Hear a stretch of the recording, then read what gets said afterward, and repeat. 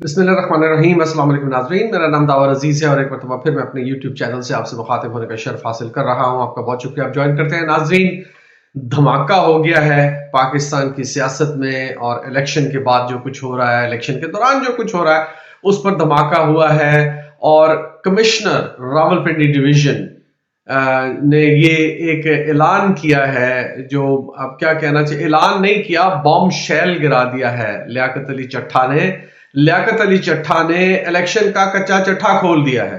चट्ठा साहब ने कच्चा चट्ठा खोल के रख दिया है। वही बात जो पीटीआई कह रही है, वही बात जो जीडीए कह रही है, वही बात जो जमात इस्लामी कह रही है। हर वो जमात जिसके साथ इस इलेक्शन में ज्यादती हुई है, मेनली पीटीआई रिसीविंग एंड पे है, उनका ये क्लेम। और कल जैसे उन्होंने रावलपिंडी में जो प्रेस कॉन्फ्रेंस की और फॉर्म 45 दिखाए, उसके बाद कमिश्नर पिंडी डिवीजन का ये इंतहाई धमाका ख्यास बयान सामने आया है कि उन्होंने धांधली करवाई है, धांधली का एतराफ किया है उन्होंने और कहा है कि मुझे इसके ऊपर सजा दी जाए। Chief election commissioner and chief justice of Pakistan दोनों इसमें इन्वॉल्व हैं, उन्हें भी सजा दी जाए। उन्होंने माफी मांगी है कि उन्होंने अपने मातहत अफसरों को ये धांधली करने का हुक्म दिया, जिस पर उन्होंने माफी मांगी उन आरओज वगैरह के साथ।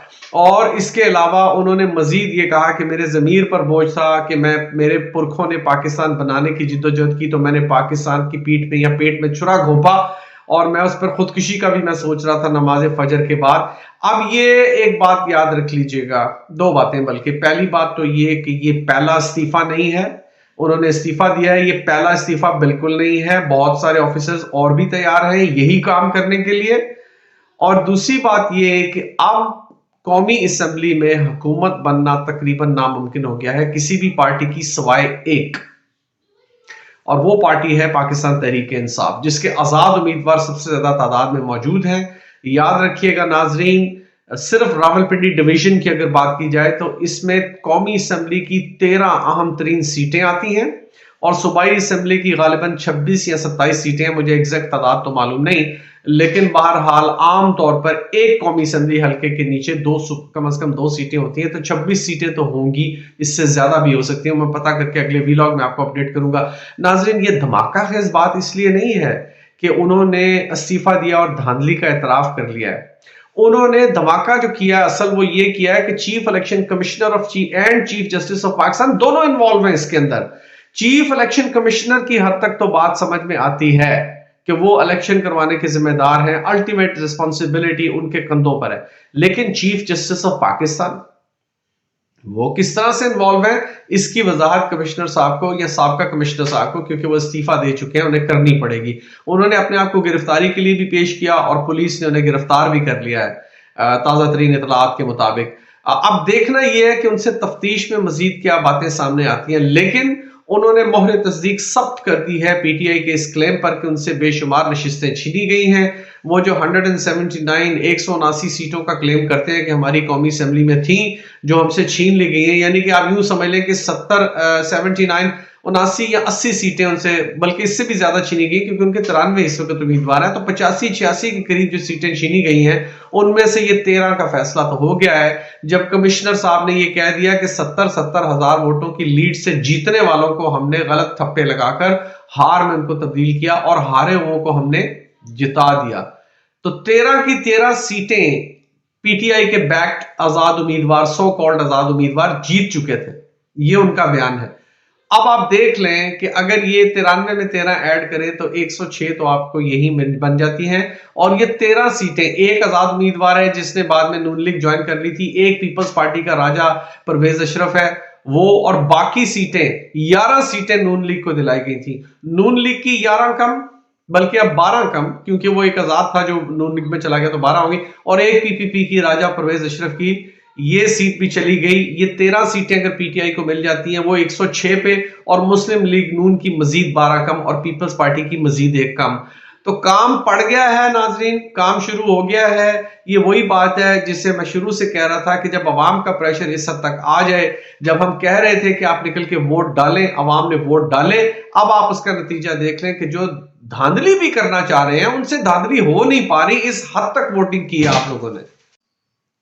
तो ये होता है नाजरीन कि जब वोट डाले जाए इस तादाद में एक पार्टी को, तो धांधलियां करना भी मुश्किल हो जाता है। फिर जिनसे धांधलियां करवाई जाती हैं وہ کسی مجبوری کے تحت کر بھی دیتے ہیں تو پھر انہیں نظر آ جاتا ہے کہ اب ان کے ساتھ ہونے کیا جا رہا ہے ملک میں. اب پریشر، یہ صرف آپ کا پریشر تھا، یقین کیجئے کہ یہ صرف ووٹ ڈالنے والے ووٹرز کا پریشر تھا، اور اب جو ملک بھر میں مظاہرے شروع ہونے والے ہیں تو اس کی وجہ سے یہ لوگ بہرحال ان کے اندر کوئی نہ کوئی ضمیر کے اندر کوئی زندگی کی کوئی رمق باقی ہوتی ہے تو ضمیر جاگ بھی جاتا ہے لوگوں کا. اگرچہ ابھی ہمیں محتاط طریقے سے یہ دیکھنا پڑے گا کہ کمشنر صاحب نے یہ اتنی بڑی بات دھماکہ خیز بیان کیوں دیا، اس کے پیچھے کیا وجوہات کیا ہیں، کیوں کیا خالصتاً اپنی نیت کی وجہ سے سامنے آئے ہیں، یا کوئی ایسا معاملہ ہے کہ یہ بھی کسی قسم کا کوئی ٹریپ ہے.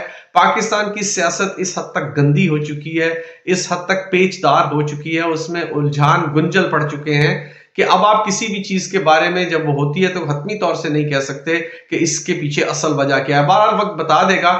لیکن اس وقت جو سب سے بڑا دھماکہ انہوں نے کر دیا ہے، اب اس کے بعد میں آپ کو بتا رہا ہوں کہ کچھ اور بھی افسران سامنے آئیں گے اور وہ بھی اس سے ملتے جلتے بیانات دیں گے. اگر سکندر سلطان راجہ نامی بغیرت شخص میں، جو کہ بدقسمتی سے پاکستان کا چیف الیکشن کمشنر بنا ہوا ہے، ایک اتنے اعلیٰ سرکاری عہدے پر ہے، اگر اس میں غیرت کی، شرم کی، حیا کی کو تھوڑی سی رمق بھی باقی ہو تو اسے فوری طور پر اس وقت استعفیٰ دینا چاہیے اور ایک ٹرائیبیونل قائم کرنے کا خود مطالبہ کرنا چاہیے کہ میں بے قصور ہوں، آپ ٹرائیبیونل قائم کر کے مجھے بلائیں، میں بھی بیان دیتا ہوں. چٹھا صاحب کو بھی بلا لیں جنہوں نے کچا چٹھا کھول دیا ہے، اور ہم دونوں کو آمنے سامنے بٹھا کر اگر ان کے پاس کوئی ثبوت ہے تو وہ رکھیں تو میں الزام قبول کرنے کو تیار ہوں، ورنہ مجھے میرے عہدے پر بحال کر دیا جائے. لیکن سکندر سلطان راجہ جس شخص کا نام ہے، جس قسم کے کام اس نے ابھی تک کیے ہیں، مجھے 1% کیا 0.5% بھی امید نہیں ہے کہ وہ شخص یہ کام کرے گا. بغیرتی کا راج ہے ہر طرف، بغیرتوں کے ٹولے اس وقت ننگا ناچ رہے ہیں، ظلم و بربریت کا، فسطائیت کا، دھونس دھڑلے، بدماشی، دھاندلی کا، بے ایمانی کا، بغیرتی کا. آپ ان سے کچھ ایکسپیکٹ نہیں کر سکتے. آپ نے اپنا کام کیا ہے، عوام نے آپ نے نکل کے ووٹ ڈالا ہے، اور اب ان کے ہاتھ پاؤں پھول گئے ہیں. ہاتھ پاؤں ان کے بھی پھول گئے ہیں جو کٹ پتلیاں نچانے میں ماہر ہیں پچھلے 75 سال سے، اور ہاتھ پھولنے کی وجہ سے ہی اب کٹ پتلیوں کی ڈوریں ان کے ہاتھوں سے نکل رہی ہیں، اور کٹ پتلیاں بھی اب ٹی وی پر آ کر بیان دے رہی ہیں، اپنی جماعتوں کے خلاف بیان دے رہی ہیں. جن کو جتایا گیا ہے وہ ہارے ہوئے امیدوار کے حق میں دستبردار ہو رہے ہیں، بیان دے رہے ہیں کہ ہم یہاں سے نہیں جیتے. کیا آپ نے 75 سالہ تاریخ میں کبھی ایسی کوئی بات سنی ناظرین؟ آپ نے کوئی دیکھی، کوئی اپنے بڑوں سے سنی؟ ہرگز نہیں. یہ صرف اس لیے ہے کہ اب قوم ایک نقطے پر متحد ہو چکی ہے کہ ہم نے اپنا حق واپس لینا ہے، ہم نے اپنا حق کسی کو لینے نہیں دینا، جو مرضی ہو جائے، کیونکہ اس سے زیادہ اب سختیاں اور کیا کریں گے. ماؤں، بیٹیوں، بہنوں کے سروں سے لوگوں نے چادریں چھنتی دیکھی ہیں، گریبانوں پر ہاتھ ڈلتے دیکھے ہیں، گھروں کو مسمار ہوتے دیکھا ہے، کاروبار تباہ ہوتے ہوئے دیکھے ہیں، لاٹھی چارج سہے ہیں، آنسو گیسوں کی اندھا دھند شیلنگ سہی ہے، بچوں کی شہادتیں سہی ہیں، بھائیوں کی شہادتیں سہی ہیں، اغوا ہوئے ہیں، تشدد سہے ہیں. صحافی کیا، لیڈران کیا، عوام کیا، 20-30 ہزار بے گناہ لوگ جیلوں میں بند ہیں. 9 مئی کے ایک فراڈ سٹیج کیے ہوئے ڈرامے کی وجہ سے ایک پارٹی کو ٹارگٹ کیا. عوام یہ سب دیکھ رہی ہے. عوام نے مہنگائی کی چکی میں پسنا بھی برداشت کیا. عوام نے ایک اچھے دن کی آس میں ہر طرح کی کسی بھی قسم کی فسطائیت کا حصہ بننے سے بھی انکار کیا. ان کا مقصد صرف یہ تھا کہ جو الیکشن ہوئے ہیں 8 فروری کو، ہم اپنا سارا غصہ اس میں نکالیں گے، اپنی ساری رائے اس میں دیں گے، ظلم کا بدلہ، ہر ظلم کا بدلہ ہم ووٹ سے لیں گے. اور انہوں نے ووٹ ڈال کر اس ظلم سے بدلہ لیا. لیکن ظالموں کا نظام، بے غیرتوں کا نظام، بے شرموں کا نظام ابھی بھی شکست ماننے کو تیار نہیں. اور وہ آج تک، جیسے کہ کمشنر راولپنڈی ڈویژن نے کہا ہے چٹھا صاحب نے، کہ آج بھی ووٹ تبدیل کیے جا رہے ہیں، آج بھی ووٹ ڈالے جا رہے ہیں، آج بھی ٹھپے لگ رہے ہیں ووٹوں پہ. ظلم کے نظام نے ابھی بھی انکار کیا ہے عوام کے اس تمانچے کو سہنے کا. جو بےزتی ان کی ہوئی ہے، جس طرح سے ذلیل ہو کے نواز شریف اور اس کی پوری آل اولاد اور زرداری اس کی پوری آل اولاد اپنے اپنے گھروں سے ہار گئے ہیں، یہ اس چیز کو ابھی بھی تسلیم نہیں کر رہے. لہٰذا اب وقت یہی ہے کہ ابھی بھی آپ اپنے قدموں پر کھڑے رہیں. یہ تمام نتائج آپ دیکھیں گے کہ بدلیں گے. 2 ججز نے سپریم کورٹ کے چیف جسٹس کو کہا ہے، جو سپریم کورٹ کے خود جسٹسز ہیں 2، انہوں نے قاضی فائز عیسیٰ سے مطالبہ کیا ہے کہ اب آپ سپریم کورٹ فوراً کھولیں اور اس کا نوٹس لیں. جناب، ایک ڈویژن، اور وہ بھی پنڈی ڈویژن بہت بڑی ڈویژن ہوتی ہے، جس کے نیچے 13 قومی اسمبلی کے حلقے، 26 27 28 صوبائی اسمبلی کے حلقے آتے ہیں. اگر آپ 13 حلقوں میں ووٹرز کی تعداد کا جا کر کیلکولیٹ کریں تو 1 کروڑ کے قریب شاید کہیں پہنچ جائے گی، یا ہو سکتا ہے اس سے کچھ کم ہو. لاکھوں میں تعداد ہوگی ووٹرز کی. اس کا کمشنر، اس کا انچارج، اس کے الیکشن کا انچارج استعفیٰ دے رہا ہے یہ اعتراف کر کے کہ میں نے دھاندلی کی ہے، کروائی گئی ہے اور میں شرمندہ ہوں اور معافی مانگتا ہوں.